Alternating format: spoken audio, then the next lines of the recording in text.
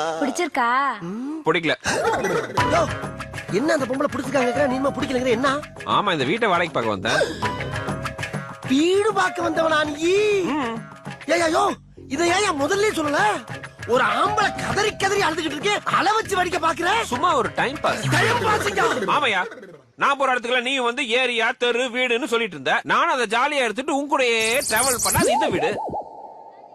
எங்க அந்த பொம்பளை? இந்த மயாய் ஏ மாமி, நான் தான் ஏற்கனவே குடியிருக்கேன்ல, அப்புறம் இன்னொருத்தர கொண்டாந்து உள்ள சொல்லுறேன். நீ தான் 3 மாசமா வாடகை குடுக்கலையோ? அதான் வேற ஒருத்தருக்கு வாடகை விடலான்னு இருக்கேன். இரு உன்னைய வச்சுக்கிறேன். நான் 2 பேரை ஏற்கனவே வச்சிருக்கேன். 2 பேரையா?